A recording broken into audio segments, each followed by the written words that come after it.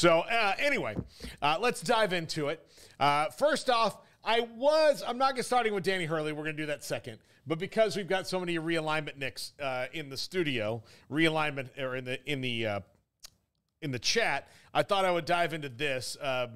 Today to the Big 12 board, Brett Yormark said, I have always had, hold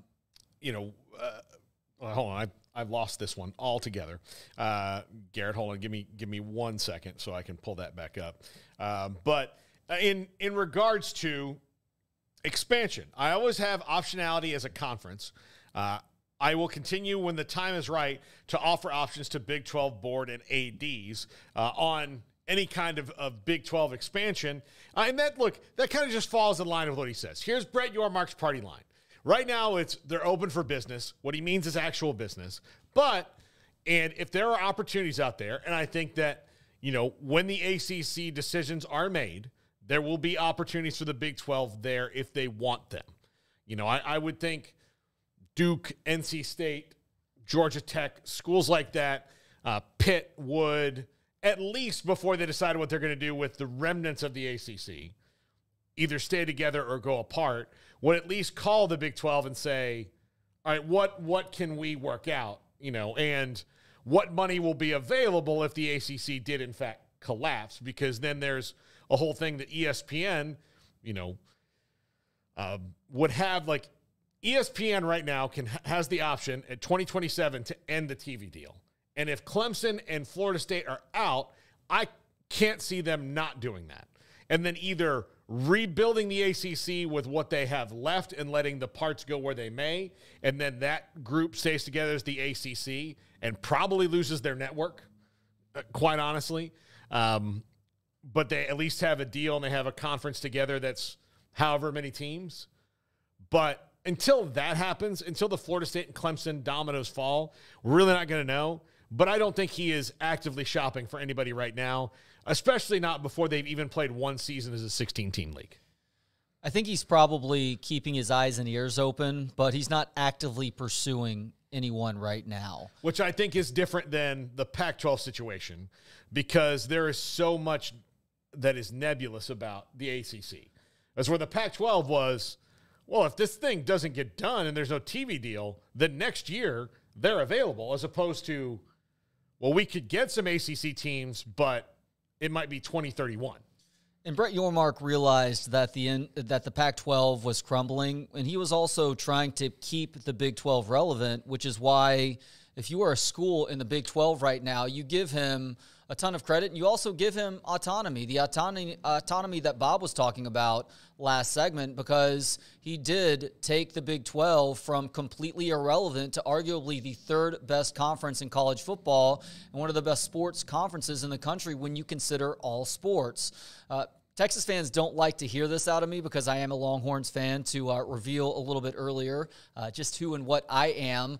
But I'm also a Longhorn fan who has immense respect for Brett Yormark. I've had the pleasure of speaking with him at Big 12 Media Days, the last two Big 12 Media Days, and came away extremely impressed with how forthright he was in his answers, but also how he conducts his business as well. And I've said this to Longhorn fans. If Brett Yormark was the commissioner of the Big 12 those last couple of years before Texas and Oklahoma decided to make their move to the SEC, Texas and Oklahoma may not have gone to the SEC because they would have been in the hands of better leadership than what Bob Bowlesby was giving the conference towards the end. We talked about gatekeeping dinosaurs last segment. Unfortunately, that's what Bob Bowlesby was. Brett Yormark is a guy who obviously has a ton of experience, but he is also a risk taker. He is a calculated risk taker, and that has served his conference well. And will he maybe eventually move on to bigger and better things? Yeah, perhaps. But for right now, he is making sure that every fight that he is getting into, every battle that he is waging, is something that is ultimately going to benefit the schools in his conference.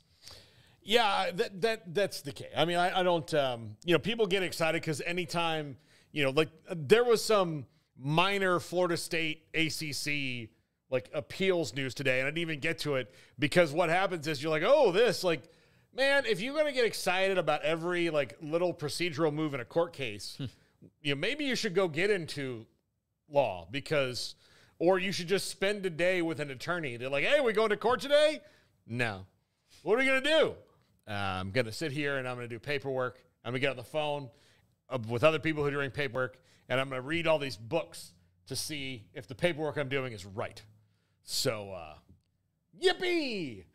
It's simple with the ACC stuff right now. Just like when it was inevitable that NIL was going to be happening in college sports, just know that the fights that Florida State and Clemson are waging right now is contingent on the ACC not being able to keep that TV contract secretive.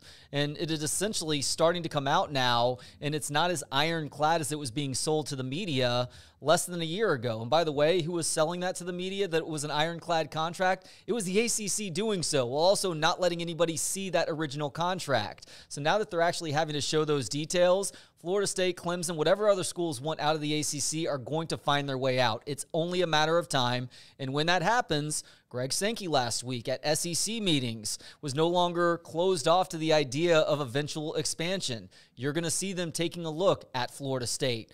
Clemson perhaps, although Dabo Swinney is trying really hard to make Clemson irrelevant because he refuses to play the NIL game and refuses to look in the transfer portal. I think they play the NIL game. I just don't think I think he's detached from it. Like But you need your coach to be on board with that to really be able to play that game. And he speaks so negatively about it while, by the way, putting laser tag setups in his football offices. It's like, at some point, Dabo, you need to come to terms with this. Otherwise, you're going to render yourself irrelevant. But to the Brett Yormark point, Brett Yormark, he's keeping his eyes open with the ACC, and he's having to evaluate right now which schools would make the most sense for him. I think that when you talk about the Dukes and maybe the North Carolinas, that makes a lot of sense because Brett Yormark does have that basketball background. He went to Indiana. He's a huge college basketball fan, and he knows that while he may not be able to get the bluest of bloods with regards to college football, he can still make his mark in college basketball, but especially because that landscape is changing. He talked about the NCAA may not even have control over the basketball tournament before it's all said and done. What's coming down the pike next college basketball season? At the end of the year, it's a tournament in Vegas where there's actually money on the line. So schools may have the option of opting out of the actual March Madness to go play in Vegas and have their guys maybe win some money if they can win their last 5 games of the season. Yeah, no, that's all. Everything's changing. Everything's changing. And, it's kind of get busy living or get busy dying, the little Shawshank there for you because that's what they have to do. Adapt or die. Yeah. Okay. Story number 2, which really is the more important story of the day, story number 1. But we always have to, tickle the fancies of the realignment people. Always. Yeah. Because, again, we know why you started watching us. I'm not going to pretend like it's not.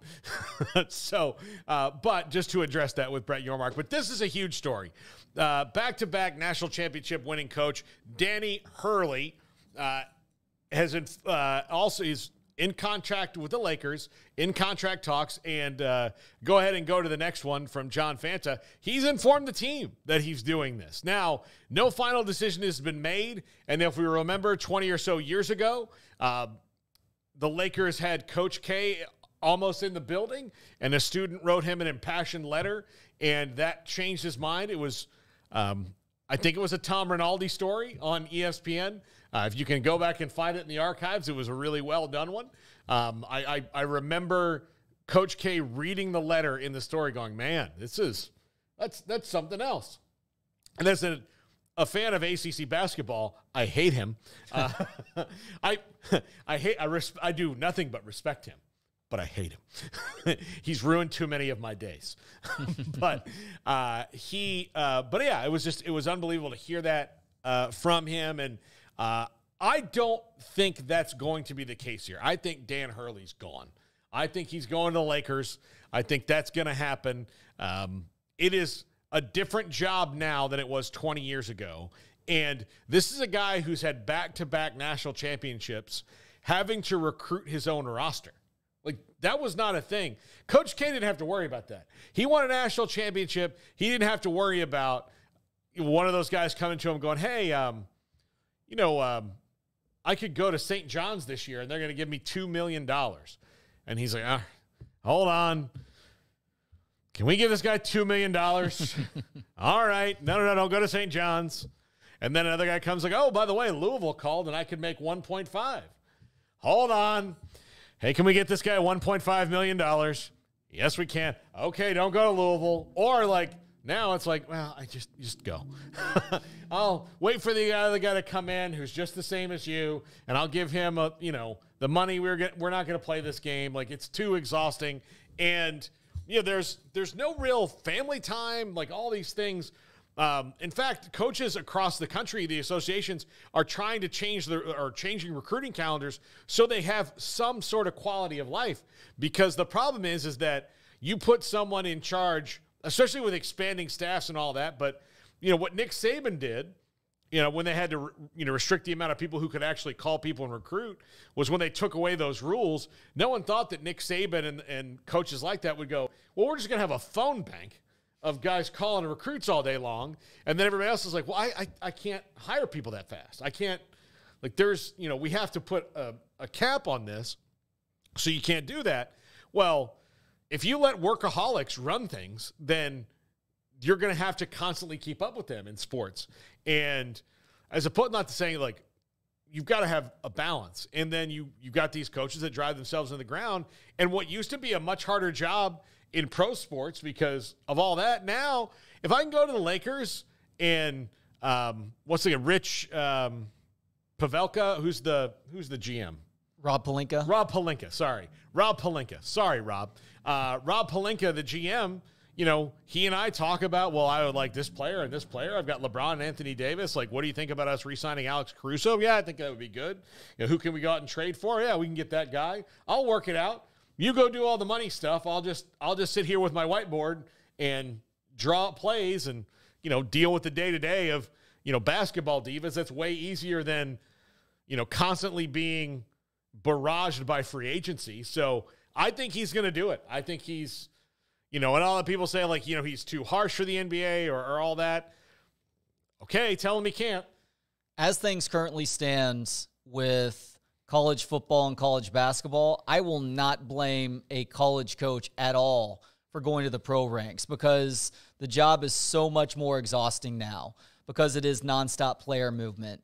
And unfortunately for college basketball fans, a product that has already been greatly diminished over the last 20 years is now even suffering a worse fate because the roster turnover is so great from year to year. I've been saying this for a couple of years now. It's why Chris Beard was so effective at Texas Tech and then the University of Texas and will eventually be so at Ole Miss. He was incredible with off-season roster construction and understanding the value of the transfer portal, but also getting guys in who could be in the program for at least a couple of years because you can bring all the talent in the world you want to a roster in a single season. They're likely not going to reach their potential because guys have to play together for a while in order to get to that point. And Hurley is a great example of a guy who understood the value of roster construction, bringing guys in who maybe needed a couple of years to develop, occasionally using the transfer portal, but making sure that there was a sort of family vibe to what it was that he was doing. And it's a big reason why we saw the UConn Huskies going back-to-back. And I'll be fascinated to see how his ideologies work at the NBA level. I actually think Coach K would have failed as an NBA coach because Coach K is too much of an authoritarian, too much of a disciplinarian, and we've seen examples from basketball, but especially football, of guys who are like that in the college game and find success, but can't do that in the pros because those guys are making a whole lot more money than they are. Hurley has a very level-headed, almost stoic perspective about things that I could see playing really well with the pro game. Yeah, and sometimes, you need somebody who can push back on guys respectfully. True. And I think LeBron James needs that a little bit. Respectfully is the key word there. Like the problem with LeBron is that you can't really tell him anything he doesn't want to hear. But I think Dan Hurley can do that in a respectful way and say, like, listen, LeBron, go be LeBron. I'll be Dan Hurley, and we'll meet in the middle here. And who is the best in the history of the NBA at that as a head coach? Phil Jackson. Phil Jackson, exactly. Yeah. He's got a similar demeanor to Phil Jackson. They have their differences, but in that regard, I think they are similar. Phil Jackson knew that you can't treat every player the same way, but you can treat all of them the same level of fairness. You can be exactly the same level of fair to everybody. So you can indulge Dennis Rodman and let him do that as long as you find ways to indulge guys in whatever healthy ways you can all the way around. And if it was, hey, who was it? I think it was like Steve Kerr told this great story about, like, he said, look, I want you to go to, like, we're in here, go to Vegas with Rodman. And then, like, Rodman got to go and sleep in, and then they had to, like, got back and went right to practice. And it's that. Jimmy Johnson was great with the Cowboys with that. With, he cut the guy John Roper fell asleep in the meeting, and they said, somebody asked him, well, what if Emmitt Smith fell asleep? And he said, I would give him a pillow, turn down the lights, and tell everybody shut up. Like, there's differences, but you can do that. I think Dan Hurley can do that. Also, I think people thought Coach K could because he did so well with that Olympic team when he was coaching them. But that's a short thing, right? It's a short thing, and it's also the U.S. Olympic team back then, as the rest of the world was still trying to play catch-up. Well, they had fallen off when Coach K took over and not won the gold medal. And there was a drive, and also, like, he had the benefit of Kobe. Yeah. So, like, if you've watched, did you see that documentary they did about it? I don't think so. The Redeem team on that. Oh my God, it's good. And it's all the guys, and they're basically talking about, like, yeah, we're off in Greece and we're having this big old time. We're doing all this stuff. And like, we're coming back in, 3:30 in the morning and getting on the elevator, and Kobe's going downstairs to lift weights. And he's like, maybe we need to, do Kobe. Like that. We'll try to do that. And so that's what kind of flipped them around that. And Coach K was able to reach all those guys. Of course, they were really young too. That was a really young group for an Olympic team, overall. Number 3 here on the list, the college football playoff schedule. This, came out, and you get to see the games that'll be on TNT as well, which we'll talk about in a second. Bob Thompson explained, and we had him on. Was that Monday? Sometime last week. I can't remember. I can't remember when we had to Bob on, but the CFP schedule overall, and you see the Friday, December 20th. There's an 8 p.m. game. Saturday, like, here's what I don't understand.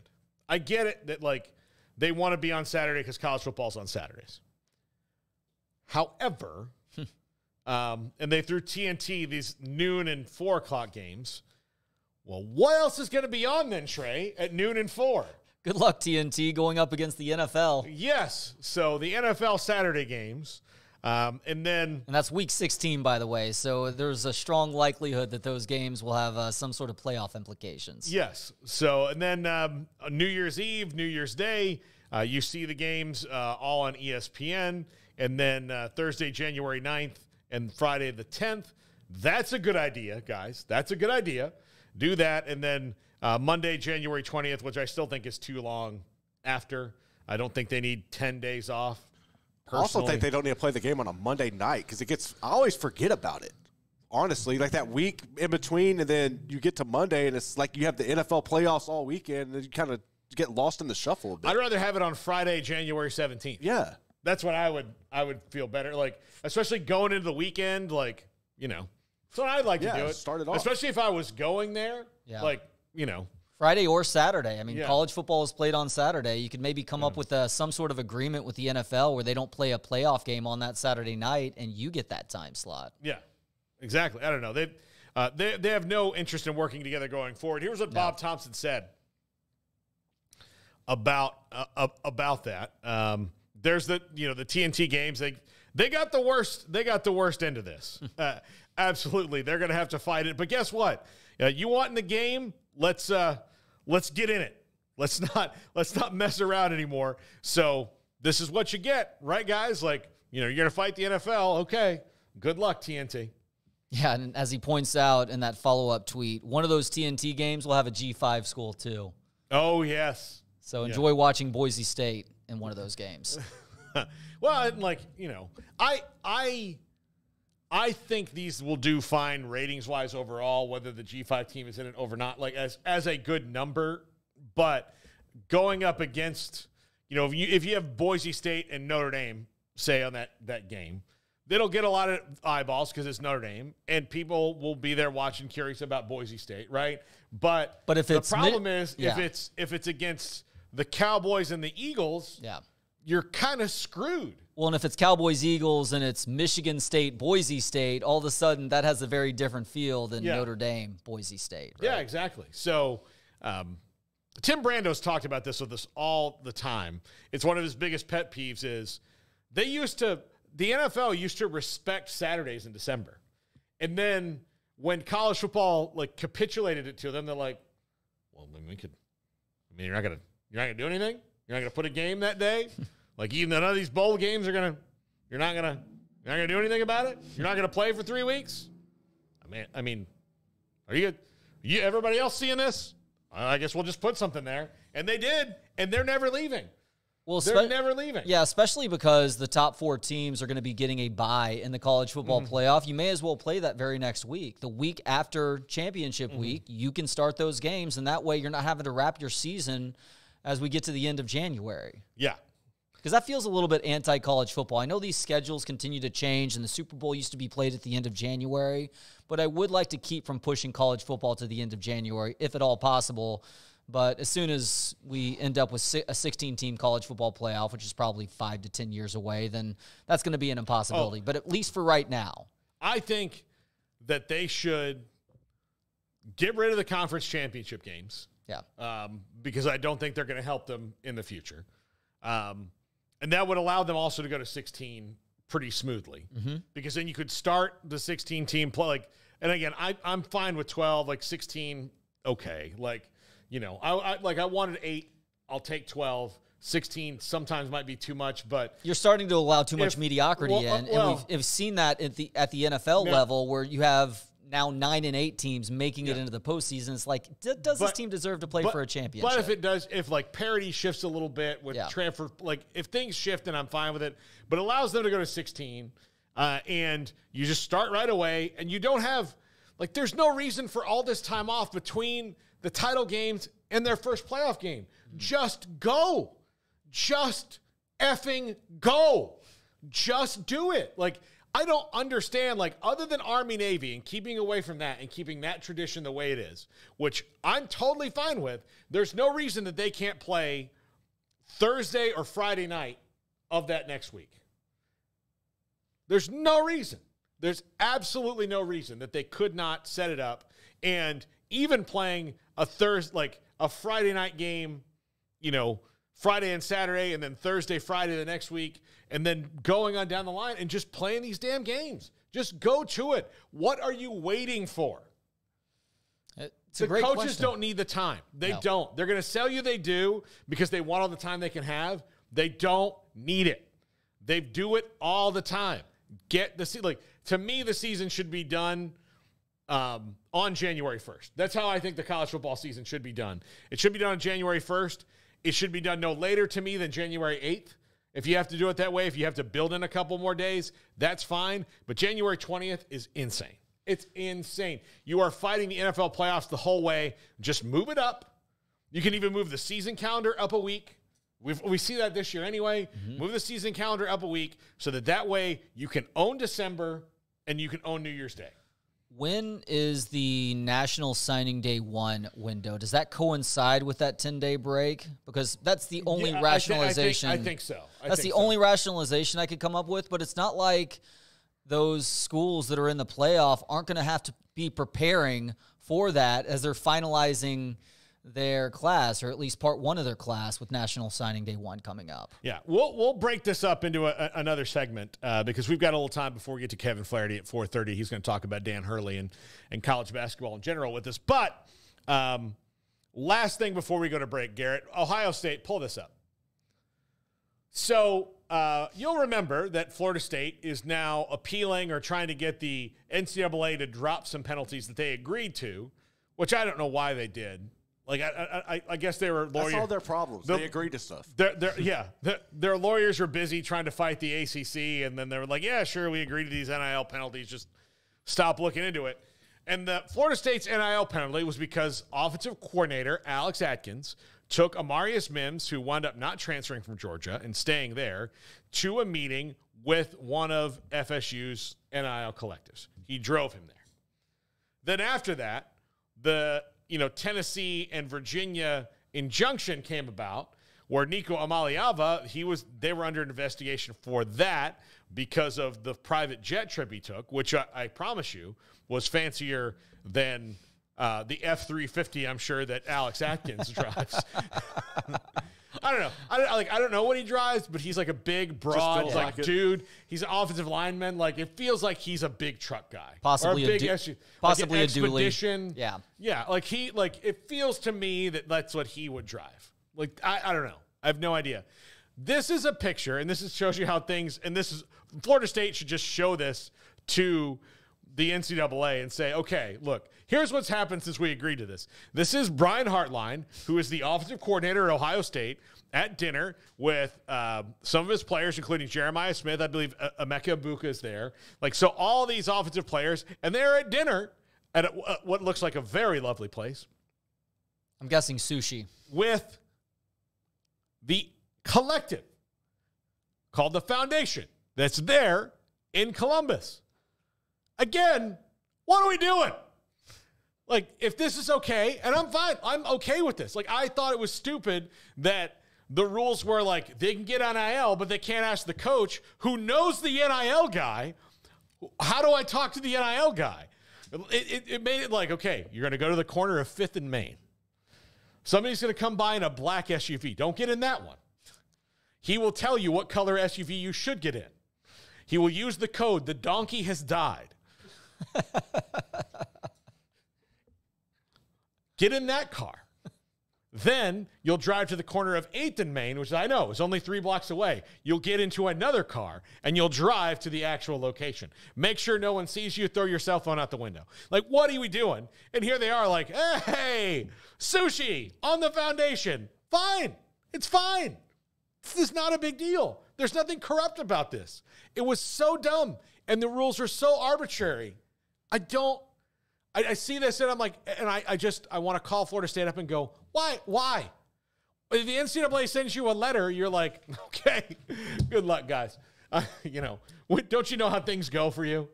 Look, if the NCAA was at all consistent about how they wield their authority and how they discipline people based on breaking the rules, there's another school in the state of Florida that would probably have an entire athletics department death penalty at this point, and that's the U, who since the very beginning has been flagrantly throwing NIL money around to get people to come to South Florida. All 3 of them would be dead. Jaden Rashada alone would kill. That's true.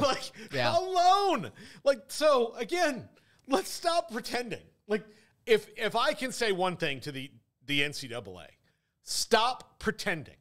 Let's stop playing pretend. We're all adults here. This is not make believe. This is not what you just stop. When we come back, we're